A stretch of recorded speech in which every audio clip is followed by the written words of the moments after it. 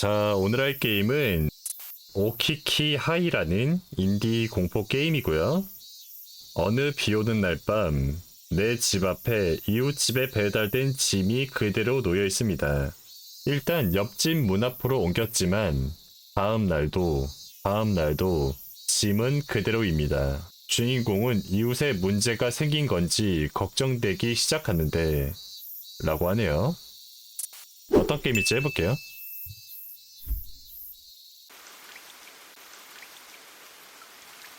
장마가 끝나고 태풍의 접근으로 오랜만에 비가 내린 어느 날의 일이었다.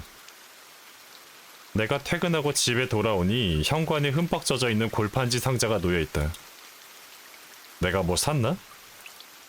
의아한 마음으로 다가가 보니 낯익은 쇼핑 사이트 로고가 적혀 있었다. 그런데 자세히 보니 주소가 내가 아닌 이웃집 아저씨였다. 이를 보고 무슨 일인가 싶어 조금 고민했다. 평소 같으면 그냥 옆집 현관에 상자를 놓아두면 된다. 하지만 오늘은 태풍이 오고 있다. 내용물이 뭔지 모르겠지만 이대로 비를 맞고 있어도 되는 건지. 1인 아파트라서 이사 인사 등 이웃 간의 교류는 한 번도 없었지만 만약 그 안에 책이나 기계류가 들어있다면 방치하지 않는 게 좋을 것 같았다. 그렇게 생각한 나는 두려움에 떨며 이웃집 차인벨을 울렸다. 하지만 조금 기다려도 대답이 없었다. 비닐에 넣어두었나? 아니, 집 앞을 지나가는 타인에게 그렇게까지 할 필요는 없고 상대방도 불쾌할지도 모르겠다. 외출 중이라는 건 오늘 중으로 돌아와서 짐을 발견할 테니 이대로 두자. 그렇게 결정한 나는 최대한 상자가 비에 젖지 않도록 문 앞에 바싹 붙여놓았다. 다음날 태풍이 지나간 파란 하늘에 조금 기분이 좋아져 집을 나서자 이 하늘과는 정반대의 모습이 눈에 들어왔다. 이웃집 문 앞에 어제의 짐이 아직 남아있었던 것이다. 밤새 비를 맞아 모양은 일그러져 있고 물기를 머금은 골판지는 까맣게 변색되어 전표가 없었다면 그냥 쓰레기로밖에 보이지 않을 것이다. 그렇다고 내가 어떻게 할 수 있는 것도 아니니 여행이라도 간 걸까? 라고 생각했다. 라는 생각을 하면서 크게 신경 쓰지 않고 지나쳤다. 그날 점심시간. 요리를 잘 못하는 나는 근처 편의점에서 점심을 사러 갔다. 회사에서 편의점까지는 50m 정도일까? 걸어서 1분도 걸리지 않는 거리임에도 불구하고 목적지에 도착할 즈음에는 온몸에 땀이 흥건히 젖어 있었다. 아, 살아난다. 살겠다 이런 뜻 같아. 무심코 그런 말이 나올 정도로 밖은 뜨겁다. 어제 내린 비가 거짓말 같았다. 그래서 그런지 밤이 되어도 기온이 내려가지 않는다. 나는 땀을 뻘뻘 흘리며 집으로 돌아왔다. 참고로 이 아파트에는 엘리베이터 같은 건 없다. 낡은 3층짜리 싸구려 아파트로 계단으로만 오르내릴 수 있다. 아, 더 이상 못 가겠어. 숨이 턱턱 막혀 계단을 오르며 어깨로 가쁜 숨을 몰아쉰다. 그리고 마지막 한 발짝을 내딛고 고개를 들었을 때다. 아까의 짐이 아직 있었다. 한낮의 더위에 완전히 말라서 원래 색을 되찾았지만 그 모습은 축축 늘어져 있어 불안하기만 하다. 안에 있는 짐은 무사할까? 고가의 물건이라면 비참하겠지만. 하지만 집을 비운 상태에서는 어쩔 수 없다. 이상하게 건드려서 문제가 되는 것도 싫고 그냥 지나치기로 했다. 집에 돌아가면 버리듯 가방을 내려놓고 서둘러 안쪽으로 들어간다. 그 움직임에 맞춰 뜨거운 열기가 피부에 닿아 기분 나쁘다. 빨리 방을 식히고 싶다. 그 일념으로 리모컨을 집어들고 에어컨을 향해 버튼을 눌렀다. 그러자 작동음과 함께 시원한 바람이 불어온다. 아, 더웠다. 시원한 바람을 맞으며 나는 느릿느릿한 손놀림으로 넥타이를 풀고 실내복으로 갈아입기 시작했다. 땀으로 달라붙은 불편한 셔츠를 벗어 던지고 한숨을 내쉬며 작게 한숨을 내쉬었다. 그때였다. 뭐야? 에어컨 소리와 함께 낮은 소리가 들렸다. 좀 더 정확히 말하자면 사람의 신음소리 같은 형언할 수 없는 소리였다. 에? 소리는 옆방에서 난 것 같았다. 하지만 여긴 구석진 방이고 옆집은 예의 그 배치 배달이 방치된 채로 있다. 즉 부재 중이다. 사람이 있을 리가 없다. 그런데 정말 그럴까? 예를 들어 부재중이 아니라 쓰러져 있는 거라면. 그렇다면 방금 전의 목소리는 도움을 요청하는 소리였을 것이다.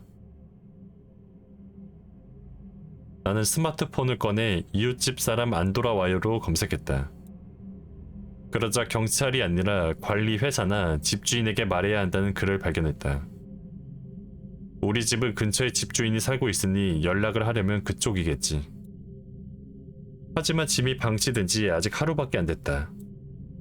정말 그냥 여행이나 뭐 그런 거라면 저쪽도 귀찮을 테고 나도 너무 귀찮게 하고 싶지 않다. 하루 더, 아니 내일 아침까지 지켜보자. 집주인한테는 이사하는 날 인사하러 갔는데 회사 가는 길에 잠깐 얘기하고 오면 되겠지. 그래, 그렇게 하자. 그렇게 생각하고 그날은 아무 일도 하지 않았는데 늦었어. 어찌된 일인지 오늘만 유독 스마트폰의 알람이 꺼져 있었다. 그 때문에 나는 이번 달 들어 세 번째 지각의 위기에 처해 있다. 우리 회사에서는 세 번 지각하면 하루 결근으로 처리된다. 즉 지각이 5분이든 1시간이든 세 번 지각하면 하루치 월급이 깎이는 것이다. 저 임금으로 싼 아파트에 사는 나에게는 사활이 걸린 문제다. 그래서 집주인에게 가는 것은 포기하고 서둘러 회사로 향했다. 그날도 무섭게 더웠다. 퇴근길에 본 뉴스 기사에 따르면 어제 최고 기온을 경신하며 이틀 연속 폭염을 기록했다고 한다. 에어컨 없는 실내는 40도가 넘는 위험한 더위이니 반드시 에어컨을 틀고 자주 수분을 보충할 것을 당부하고 있었다. 이웃은 괜찮을까? 혹시라도 쓰러져 있다면 이 사우나 같은 환경에서 지금도 움직이지 못하고 있을지도 모른다. 아니면 생각하기 싫지만 이미 죽었을지도 모른다. 만약 어제 신음소리가 이웃집 아저씨의 신음소리였다면 그럴 가능성도 충분히 있다. 역시 집주인에게 말했어야 했을까? 아니 하지만 나는 어떻게 하는 것이 옳은 일인지 몰라 고뇌에 찬 시간을 보내고 있었다. 물론 일할 수 있는 상황이 아니었다. 정말 쓰러졌다면 지금 당장 누군가의 도움이 필요했다. 젠장 나는 어떻게 해야 하나? 밤. 나는 아파트 앞에서 움직이지 못하고 있었다. 딱히 무슨 일이 있었던 것은 아니다. 오히려 아무것도 없어 움직일 수 없는 것이다. 어제 들었던 소리가 귀에 거슬리는 작은 신음소리가 아니었다면 혹은 도와주세요라는 말이 분명하게 들렸다면 바로 경찰이나 구급차를 불렀을 것이다. 오늘도 마찬가지다. 아침 준비하면서 몇 번이나 옆집 상황을 살폈지만 아무런 기척이 없었다. 보통 때 같으면 그냥 집을 비운 것이다. 그래서 움직이기 힘들다. 정상성 평양인지 항상성 편향인지 그런 것이 작용하고 있는 것 같다. 정말 쓰러져 있으면 도와줄 수 있는 건 나뿐이다. 그렇게 알면서도 마음 어딘가에서 괜한 걱정과 브레이크가 걸린다.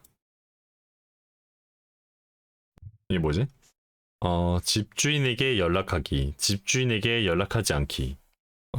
집주인에게 연락하기. 연락해. 좋아, 할 수 있는 일은 하자. 나는 조금 떨어진 곳에 있는 집주인의 집에 가서 집배원이 그대로 있어 걱정된다고 말했다. 요시다 씨 여행을 자주 가니까 외출 중일지도 몰라. 일단 너에 대해 숨기고 연락이 가능한지 확인해 볼게.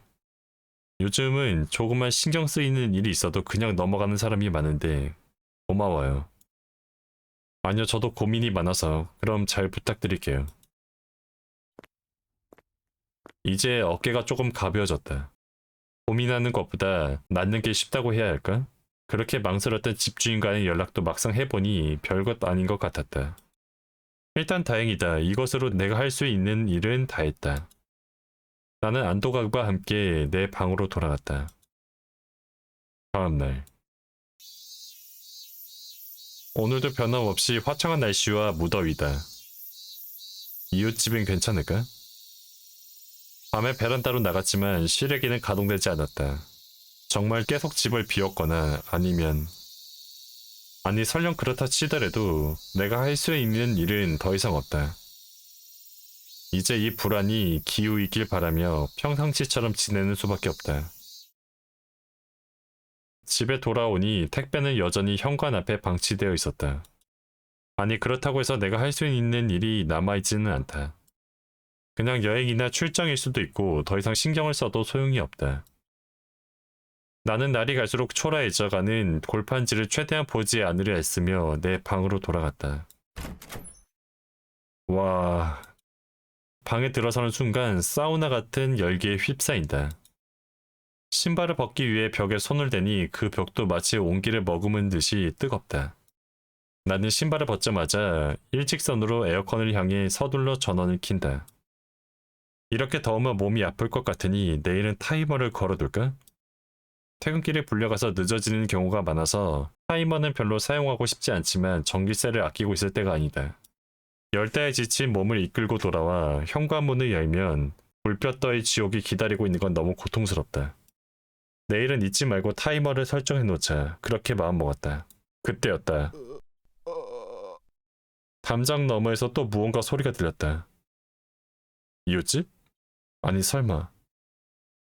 말을 건다. 말을 걸지 않는다. 말을 어떻게 걸지? 말을 걸어볼까? 괜찮으세요? 나는 과감히 말을 걸었다. 하지만 이쪽의 부름에 아무런 반응이 없다. 만약 쓰러져 있었다면 지금의 목소리가 마지막 힘을 다해 내뱉는 목소리였다면 그렇게 생각하니 무서워진다. 하지만 그런 일이 있을 수 있을까? 짐이 도착한 것은 3일 전이다. 그리고 어제와 오늘. 그리고 이 무더위다. 설령 쓰러졌다 해도 그렇게 오랜 시간 동안 무사할 수 있을 것 같지 않았다. 그래서 나는 부도덕하다는 것을 알면서도 이렇게 말했다. 만약 쓰러져 있었다면 이미 죽었을 것이다. 그러니 그건 착각일 뿐이야 라고. 다음날 아침에도 짐은 그대로였다. 그리고 밤에도. 나는 그것을 보지 않으려고 발걸음을 재촉하며 지나치려 했다. 하지만 아! 뭐야? 발끝에 무언가 다 재빨리 피하려다 그대로 비틀거리며 엉덩방아를 찧었다. 걸려 넘어질 만한 것이 없었을 텐데 왜 그럴까? 그렇게 생각하며 발끝을 보니 문 앞에 놓여 있어야 할 짐이 있었다. 왜? 내가 걷고 있던 곳은 복도 한가운데였다. 발이 상자에 부딪힐 리 없다. 등줄기에 찬 기운이 스치듯 스쳐 지나간다. 나는 황급히 상자를 제자리로 되돌려 놓으려 했다. 뭐야? 하지만 비와 강한 햇볕으로 인해 손상된 골판지는 들어 올리자마자 바닥이 빠지고 안에 있던 짐이 튀어나온다. 이건 가마 메시의 그릇? 게다가 다 먹은 뒤에도 그대로 보인다. 이게 뭐야? 이 그릇은 낯익은 그릇이다. 여행 가면 휴게소 같은 데서 자주 파는 가마 메시 가게에서 파는 그릇이다. 물산전에서도 자주 보았으니 틀림없다. 근데 왜 이런 것을? 이유는 모르겠지만 일단 원상태로 돌려놓기로 했다. 나는 그릇을 다시 상자에 넣고 빠진 상자 바닥을 다시 조립했다. 방에 들어서자 서늘한 냉기가 몸을 감싼다. 온도 설정을 잘못 봐서 조금 춥긴 했지만 찜질방에서 찜질하는 것보단 낫다. 역시 타이머를 걸어두길 잘했다. 죄송합니다. 택배입니다. 네. 냉방이 잘 된 실내에서 잠시 몸을 식힌 것도 잠시 나는 갑작스러운 방문객을 맞이하기 위해 다시 밖으로 나왔다. 사인은 괜찮습니다. 수고하셨습니다. 짐을 받고 배달원의 뒷모습을 배웅한다. 그리고 그곳에서 이웃집 현관문으로 의식이 향한다. 없다. 아까까지 놓여있어야 할 짐이 사라져 있다. 나는 갑자기 겁이 나서 도망치듯 방으로 들어갔다. 내가 방에 들어가서 다시 밖으로 나올 때까지 수십 초밖에 안 걸렸을 것이다. 그런데 도대체 언제 이웃집 아저씨는 짐을 회수한 걸까? 아니, 그뿐만이 아니다. 저 배달원도 어떻게 여기까지 왔을까? 여기는 모퉁이 방이다. 게다가 계단과 반대편이다. 배달원이 왔다면 소리로 알아차렸을 것이다. 소름. 나는 두려움에 떨며 짐을 확인했다. 그러자 뭐야?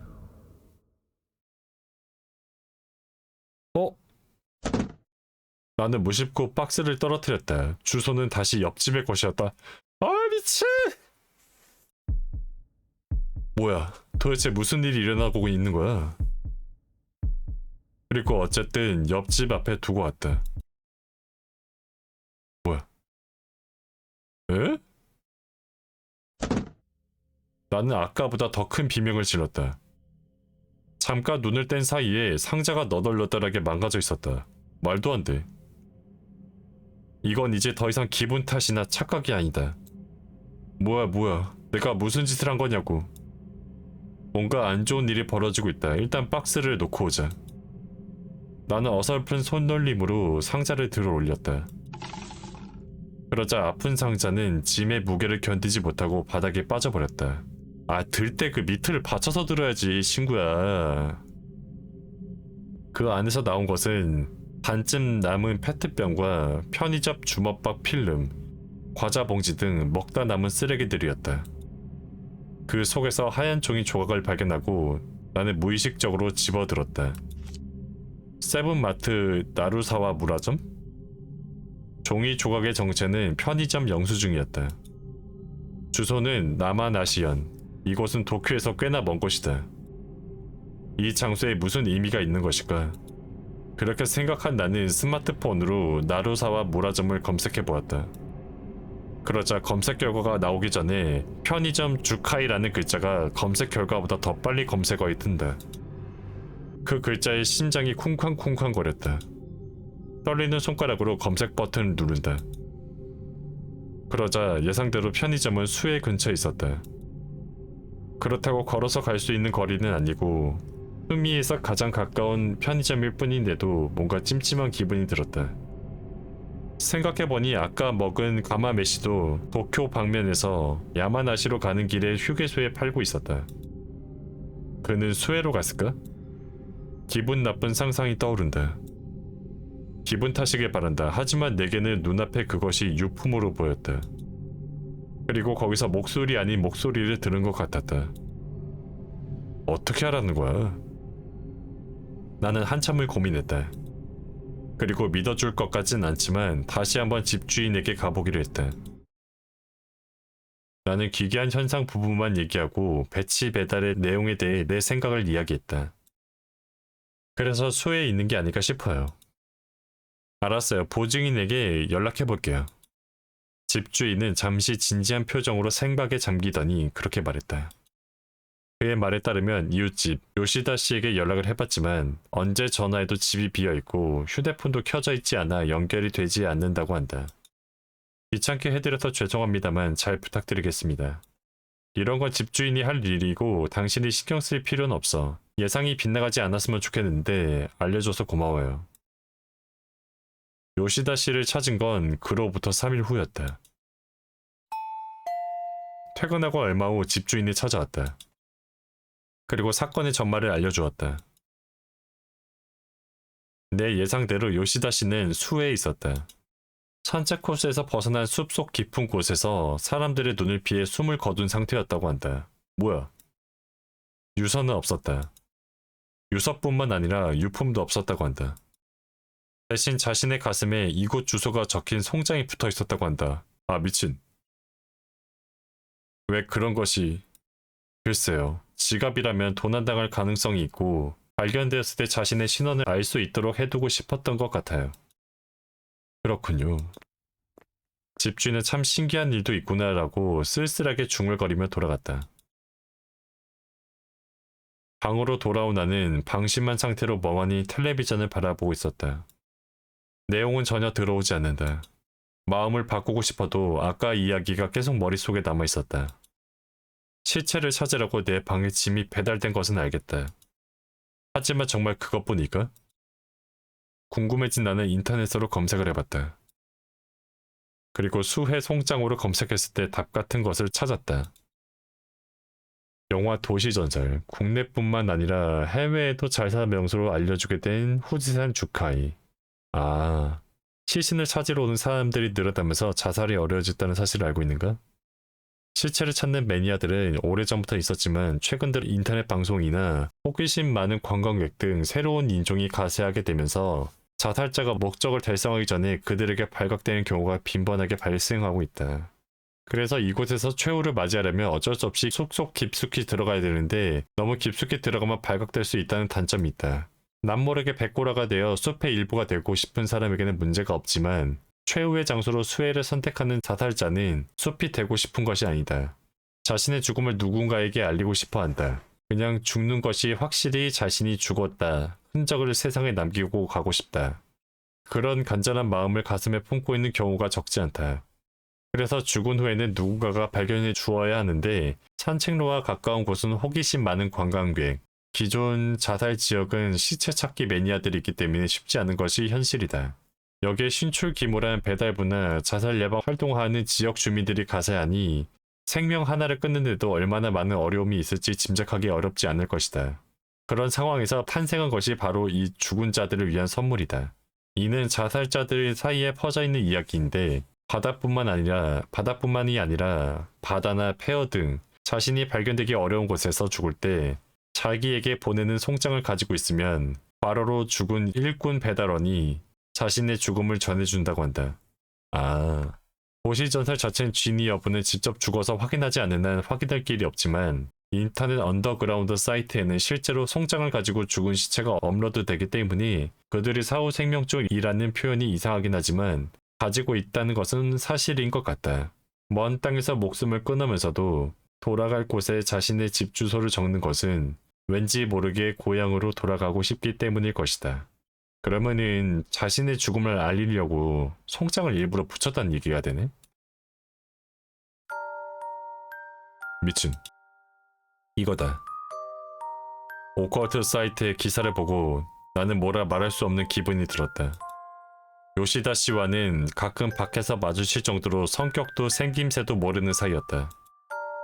하지만 수혜라는 쓸쓸한 곳에서 죽게 된 그를 생각하면 마음이 복잡하다. 마주쳤을 때 잡담이라도 한마디라도 했다면, 아니 좀 더 밝게 인사라도 했다면 뭔가 달라지지 않았을까? 그런 생각을 하지 않을 수 없다. 그는 돌아왔을까? 그랬으면 좋겠다. 그래도 이상하다. 배달은 모두 그가 아닌 내 방으로 왔다. 그렇다면 그가 돌아오는 것은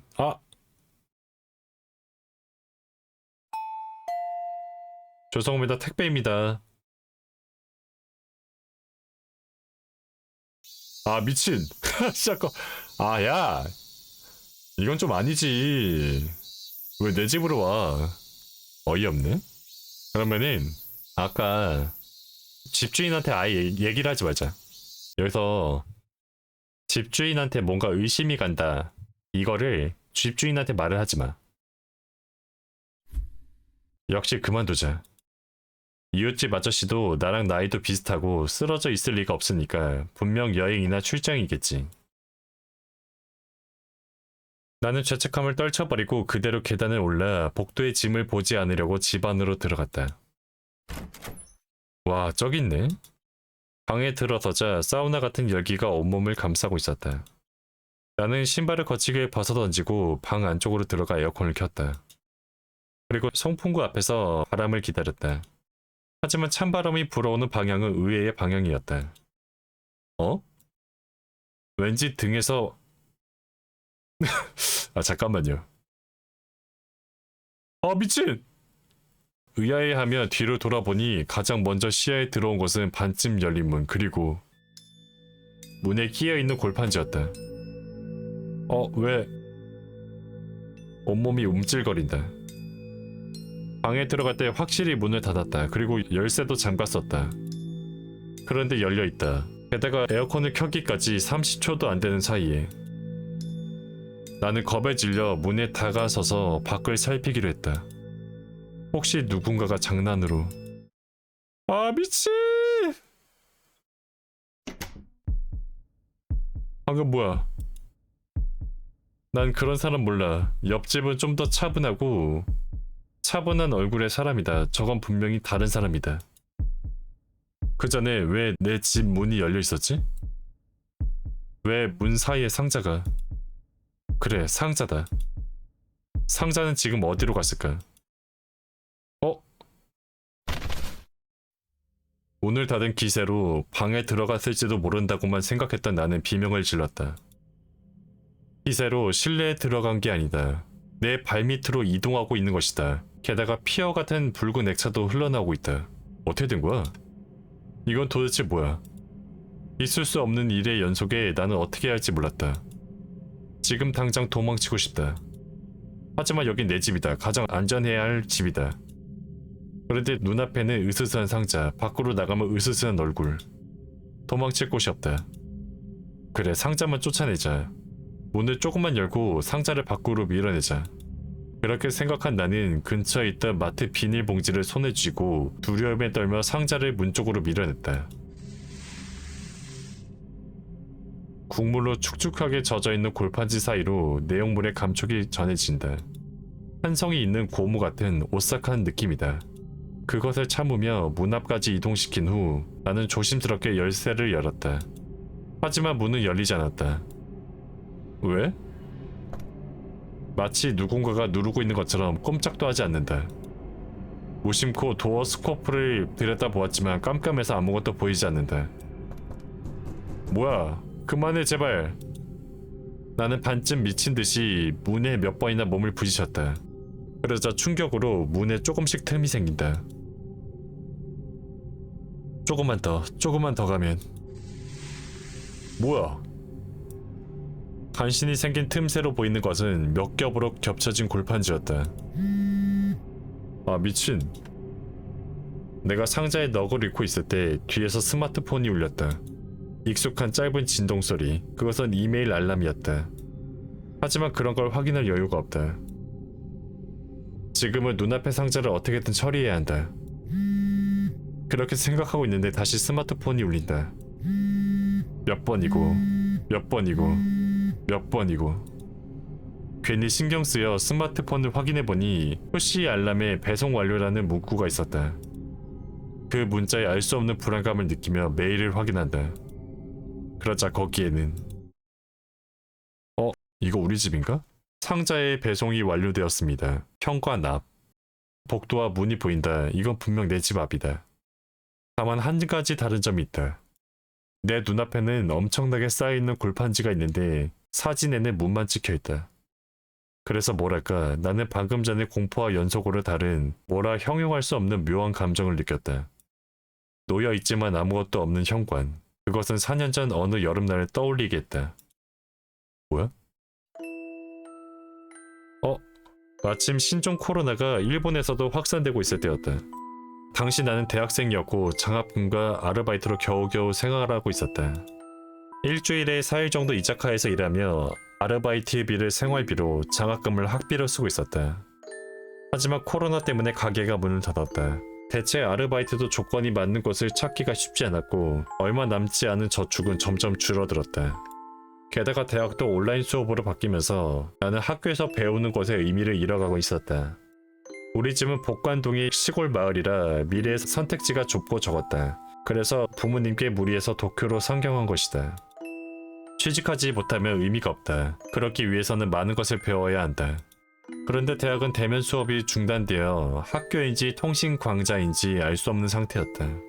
시험 난과는 다른 앞으로 어떻게 될지 모르는 불안감 속에 장난삼아 저축한 돈만 줄어드는 나날들. 몇 번째일지 모를 아르바이트 면접을 마치고 돌아온 그날. 축 처진 몸으로 계단을 오르고 움츠린 채 복도를 걷다 작은 골판지가 눈에 들어왔다. 이웃집 현관 앞에 배달된 택배였다. 내용물은 알 수 없었다. 다만 상자가 작아서 딱 좋았다. 그냥 슬쩍 가져가기에 딱 좋은 크기였다? 아무 생각도 없었다. 내 안에 쌓여가는 짜증과 초조함을 견딜 수 없어 무엇이든 좋으니 배출구가 필요했다. 그래서 그걸 훔쳤어? 나는 옷장 깊숙이 숨겨두었던 상자를 꺼냈다. 아, 그걸 또 갖고 있었네. 송장에 적힌 주소는 옆집 주소이다. 내용물은 알 수 없다. 그냥 장난으로 반나절만 지나면 반납할 생각이었기 때문에 상자는 전혀 건드리지 않았다. 그런데 집에 돌아온 지 몇 시간 후 이웃집 아저씨가 찾아왔다. 얼굴이 벌겋게 달아오르면서 우리 집에 오기로 한 물건이 잘못 가서 그쪽으로 간 거 아니냐 라고 물었고 도저히 내가 훔쳤다고 말할 수 없었다. 다른 날에 돌려주려고 해도 내가 훔쳤다는 것을 눈치챌까봐 그럴 수 없었다. 그리고 시간만 흐르고 코로나가 진정되고 생활이 회복된 지금까지 이르기까지 이 상자를 잊고 있었다. 짐이 없는 배송 완료 메일. 내가 훔친 짐과 똑같은 크기의 피 묻은 골판지. 분명 무관하지 않을 것이다. 나는 상자의 내용물을 확인하기로 했다. 개봉한 것은... 뭐야? 아, 또 선택이네? 일단은 이거를 해봐야 되지 않을까? 이게 원흉이잖아. 훔친 채로 계속 기억하지 않으려고 했던 상자의 내용물을 확인하기로 했다. 조심스럽게 테이프를 떼어내고 상자를 열어 내용물을 꺼냈다. 그것은 휴대용 게임기? 왜 이런 물건이? 그날 물어보던 이웃집 아저씨의 당황한 표정을 떠올리며 그런 생각을 했다. 확실히 싼 건 아니지만 피를 토하듯 찾아 헤매는 것보다는 아니 뭔가 걸리는 게 있다. 나는 한참을 생각하다 당시를 떠올렸다. 그땐 코로나로 인해 품귀 현상이 일어났던 때였다. 그래서 가격은 똑같아도 그 가치는 하늘과 땅만큼 차이가 났다. 뭐야? 옆집에서 또 신음소리가 들려왔다. 이거 돌려달라는 거야? 무심코 벽을 향해 물었다. 그러자 벽이 아닌 현관 쪽에서 문이 열리는 소리가 들렸다? 문틈 사이로 아까 그 얼굴이 나를 바라보고 있다. 얼굴은 기억나지 않지만 초등학생 정도였을까? 아주 천진난만한 표정을 짓고 있는 것 같았다. 아, 돌려주면 되겠구나. 나는 두려움에 떨며 문에 다가가 그 틈새로 휴대폰을 내밀었다. 팔을 잡힐까봐 불안했지만 작은 손은 게임기를 받자마자 어둠 속으로 사라져버렸다. 다 살았구나? 기척이 멀어지자 나는 그 자리에 주저앉았다. 신경 쓰이는 것은 많았지만 지금은 안도감이 더 컸다. 내가 짐을 가져간 것으로 보아 뭔가 심각한 일이 있었다는 것을 알 수 있었다. 그래서 최악의 상황도 각오하고 있었다. 죽음 혹은 그보다 끔찍한 무언가. 그것을 피할 수 있었다는 것, 용서받았다는 것이 그저 감사할 따름이었다. 그래서 마침 휴일이었던 탓에 나는 아침이 되자마자 이웃집을 방문했다. 만약 그 게임기가 내 예상대로 아주 소중한 물건이었다면 이대로 방치해서는 안 될 것 같았다. 아무리 욕을 먹더라도 모든 것을 이야기하고 사과해야 한다고 생각했다. 하지만 한참을 기다려도 이웃집 아저씨가 응답할 기미가 보이지 않았다.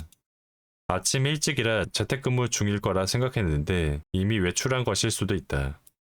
어쩔 수 없으니 신문만 회수하고 돌아가자 그렇게 생각했는데 뭐야? 우체통 앞에서 고개를 갸웃거렸다. 방이 옆집이라 우편함도 옆집인데 옆집에 표찰이 없어졌다. 평소에는 표찰이 있는지 없는지 신경 쓰지 않았지만 예전에는 요시다라는 이름이 있었을 것이다. 좋은 아침입니다. 아, 좋은 아침입니다. 집주인인가 본데? 아니구나. 뒤에서 목소리가 들려 돌아보니 같은 층에 사는 여성이었다. 방은 내 방과 두 개가 있었다. 즉 요시다 씨의 맞은편에 산 사람이다. 저기요, 요시다 씨 최근에 본 적 있나요? 그래서 나도 모르게 그런 질문을 하고 말았다. 요시다 씨와는 가끔 마주쳐서 인사하는 정도였기 때문에 마지막으로 본 것이 언제인지 기억이 나지 않았던 것이다. 아니요, 못 봤어요. 그렇군요. 역시 실종이었군요. 웬 실종? 왜냐면 왔던 업체가 보통 이사 업체 같지 않았어요. 전단지도 많이 쌓여있고 집세 체납으로 강제 퇴거가 된 것 같아요. 그렇습니까? 당황한 표정으로 맞장구를 치자 여성은 더욱 목소리를 낮추며 가십을 즐기는 듯이 말을 이어갔다. 반년 동안 아무도 오지 않았다는 건 사고 물건이 된 거 아닌가요? 뭐 나는 그런 거 신경 쓰지 않는 편이고 빈집이 한밤중에 TV나 볼 수 있어서 편하긴 하지만요. 그렇게 말하고 그녀는 가버렸다. 나는 뭐야? 집주인에게 물어보기로 했다. 그대로 방으로 돌아왔다. 집주인에게 물어봐야지. 집주인에게 물어보기로 했다. 이사 인사 이후 전혀 교류가 없지만 사정을 알고 있고 이야기를 들을 수 있을 것 같은 사람은 집주인밖에 없을 것이다. 문제는 어떻게 이 얘기를 꺼낼 것인가인데 정말 사고 물건, 즉 요시다 씨가 죽었다면 보통은 물어봐도 알려주지 않을 것이다. 그래서 택배를 훔칠 것 외에는 모든 것을 말하기로 했다. 아무도 없었을 텐데 옆에서 소리가 들렸다는 것, 머리카락이 없는 초등학생 정도의 아이를 만났다는 것, 그리고 그 아이가 게임을 원했다는 것 같은 것을 이야기하자 집주인은 표정을 바꾸고 한동안 침묵했다. 그리고 작게, 그런 일도 있구나. 그는 신기한 표정으로 중얼거렸다. 어? 옆집 요시다 씨는 이사를 간 게 아니라 실종된 거였어. 여행을 좋아하는 사람이라서 자주 선물을 받곤 했기 때문에 나름대로 교류가 있었는데 동생이 죽어버렸어. 그 충격으로 어쩌면 더 이상 이 세상에 없을지도 모른다는 생각을 했어요. 네 이야기를 들어보니 그게 맞을지도 모르겠어. 그 남동생은 왜 돌아가셨어요? 그건 사적인 이야기라 좀... 그렇게 말하면서 그는 미안하다는 표정을 지었다. 하지만 나는 물고 늘어졌다. 또 무슨 일이 생긴 걸지도 모르잖아요. 어제는 정말 무서웠어요. 그렇게 말하면 좀 곤란한데. 그럼 다른 사람들에게는 말하지 않겠다고 약속해 줄래요?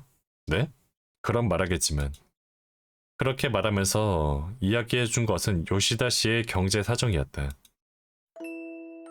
그는 나처럼 일자리가 적은 지방 출신으로 진학을 위해 상경했다고 한다. 아버지는 어렸을 때 돌아가시고 고향에는 어머니와 나이 차가 나는 남동생만 남았다고 한다. 그러던 중 동생이 백혈병에 걸려 입원하게 되었다. 아, 그렇구나. 그래서 머리가 없었구나. 좋은 병원에서 치료를 받기 위해 동생도 상경하여 요시다 씨와 함께 살았다고 한다. 하지만 병세가 조금씩 악화되어 동생은 입원할 수밖에 없었다. 그 시기가 최악의 타이밍, 코로나 유행의 한가운데였다. 연애도 제대로 할 수 없는 상황에서 동생은 하루하루 쇠약해져 갔다. 가족을 만나고 싶다고 늘 울부짖었다. 그런 와중에 형은 동생의 불안과 외로움을 조금이나마 달래주기 위해 그 휴대용 게임기를 샀다. 그걸 내가 훔쳤네. 당시에는 품귀 현상이 일어났던 시절이었다. 추천 판매에 당첨되거나 고가의 재판매품을 살 수밖에 없었던 그 휴대용 게임기를 어떻게든 손에 넣었고 낮에는 학업, 밤에는 가게를 꾸려나가기 위해 필사적으로 일하던 요시다 씨는 택배 배송을 지정해 놓았다. 하지만 그 물건은 도난당하고 말았다. 새 게임기를 손에 넣기도 전에 죽고 말았어요. 그는 매우 억울한 표정을 짓고 있었어요. 갖고 싶었던 게임 소프트웨어는 다 샀는데 게임기만 없다고 하더라고요. 그래요, 그렇군요. 그래서요. 어? 사실 짐을 옮기는 날에 하나만 처분하지 못한 물건이 있어요. 가져다 줄 테니 조금만 기다려 줄래요? 아, 네네. 내가 고개를 끄덕이자 그는 방으로 들어갔다. 그리고 몇 분 정도 지나자 기다리게 해서 미안해. 찾는데 시간이 걸렸어요. 그렇게 말하며 작은 꾸러미를 꺼냈다. 예쁘게 포장된 얇은 직사각형의 포장지. 요시다 씨가 동생을 생각하며 준비한 소프트웨어. 이거 너한테 줄게. 왜요? 정말 요시다 씨의 일행이 유령이 나왔다면 분명 이걸 찾고 있을 거라고 생각해요. 그러니 만약 만나면 건네줄 수 있겠니? 만나지 않아도 돼요. 문설주에 살짝 걸어두면 그들의 미련도 사라질지 몰라. 그러니 부탁할게. 나는 고민했다. 지금 이야기대로라면 유령이 나온 것은 소프트웨어 때문이 아니다. 내가 훔친 게임기 때문이었다. 그래서 솔직히 도망치고 싶었다. 신사라도 구슬하고 부적을 사거나 방에 소금을 뿌려 요시다 씨 일행을 쫓아내고 싶었다. 싫으면 어쩔 수 없지. 나는 방에 들여보내고 내가 가져가면 되는 것이니까요. 그냥 유령 같은 건 한 번도 본 적이 없고 영감이 있는 사람이 더 잘 전달해 줄 수 있지 않을까 싶어서요. 그렇게 말하며 그는 나의 대답을 기다렸다. 여기서 거절할 수만 있다면 나는 이 기분 나쁜 분위기에서 벗어날 수 있을 것 같았다. 집주인이 직접 돌려주겠다고 하면 그것으로 모든 것이 끝날 것이다. 그러니까 선택이네 또. 이거 주는 게 맞긴 하겠지? 나는 그대로 이야기를 끝냈다. 그리고 두 번째가 집주인의 부탁을 들어줬다. 집주인의 부탁을 들어주는 것도 좋은데 한번 나쁜 걸로 한번 가보자. 이야기를 끝낸다. 죄송합니다. 또 귀신이 나오면 무서우니 집주인에게 맡겨도 될까요? 그렇게 말하며 그의 부탁을 거절했다. 그렇죠. 당신 입장에서는 잘 모르는 사람이고 좀 안 좋은 부탁을 해버렸네요. 알았어요. 내가 제대로 제사 지낼 테니 오는 일은 신경 쓰지 말고 평상시처럼 지내면 안 될까요? 네. 도움이 되지 못해 죄송합니다. 나는 미안한 마음으로 집을 나섰다. 그리고 무거운 발걸음으로 방으로 돌아오니 아, 요시다 씨의 방문이 열려 있었다. 왜? 그것은 기괴한 광경이었다. 유령이 나오기에는 아직 이르다. 지금은 아침이다. 게다가 맑고 깨끗한 푸른 하늘이 펼쳐져 있다. 그런데도 마치 그곳만 다른 세상처럼 문틈 사이로 희미한 공간이 들여다 보였다. 도망치고 싶다. 무심결에 눈을 돌려 왔던 길을 되돌아가려 했다. 하지만 땅에 떨어지는 내 그림자 두 개가 겹쳐진 것을 발견하고 움직임을 멈춘다. 뒤에 누군가가 있다. 집주인 씨? 대답은 없다. 그림자는 조금도 움직이지 않고 겹쳐진 채로 있다. 혹시 둘 다 자신의 그림자가 아닐까? 그렇게 생각하며 팔을 들어 올려본다.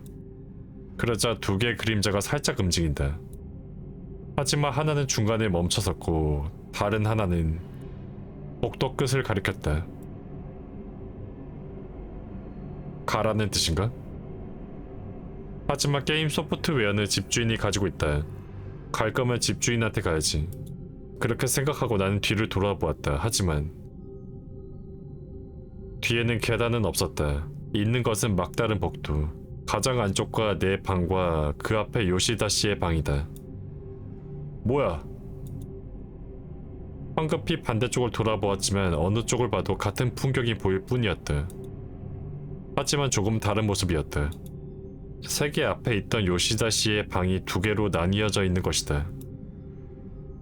반대쪽을 보니 역시 마찬가지로 두 개 앞이 요시다 씨의 방으로 되어 있었다.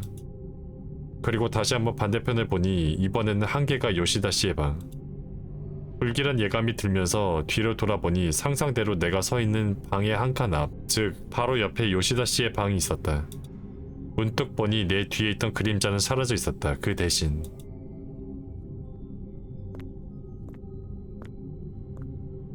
앞으로 나갈 수밖에 없게 되었다. 아, 미친.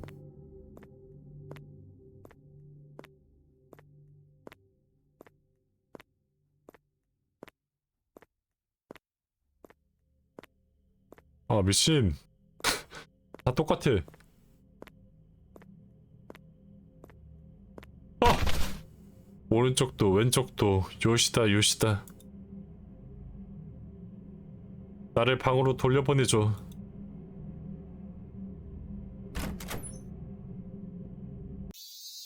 아, 뭐야. 아, 미친. 그러면은 게임기를 주면 어떻게 돼? 아, 아니면은 상자의 내용물 뜯어보자. 이거 한 다음에 로드 한 다음에 게임 소프트웨어를 받아서 주자. 상자 열고. 아, 깜짝이야, 씨!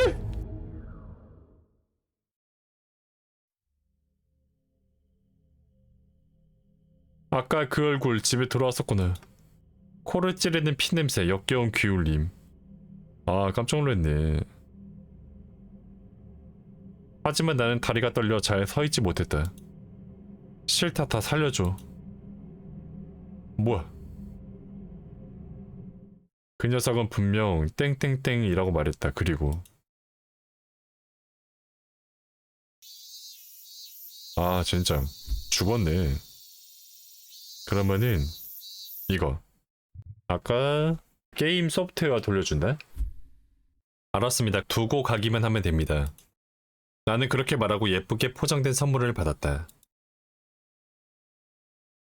사실 도망치고 싶었다. 하지만 내 실수로 인해 다른 사람의 불행이 나락으로 떨어뜨린 것이다. 솔직히 어떻게 할지 모르겠다. 하지만 도망치는 것은 절대 안 돼.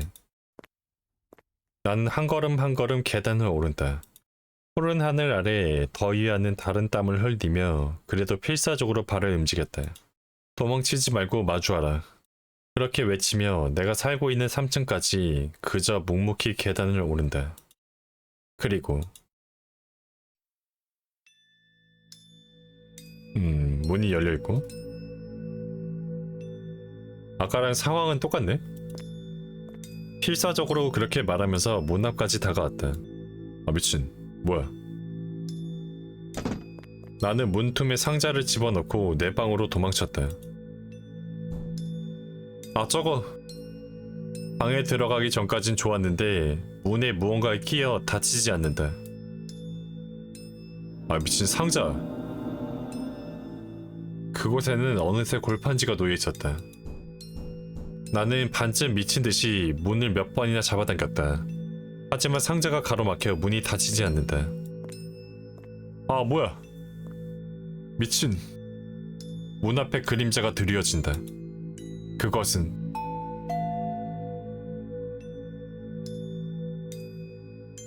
뭐야.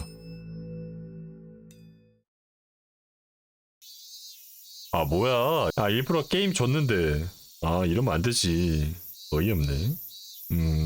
어쨌든 게임이 뭔가 나쁘지 않네. 적절한 긴장감도 주면서 괜찮게 했던 게임 같네요. 재밌게 했고요. 게임은 여기까지 하도록 하겠습니다.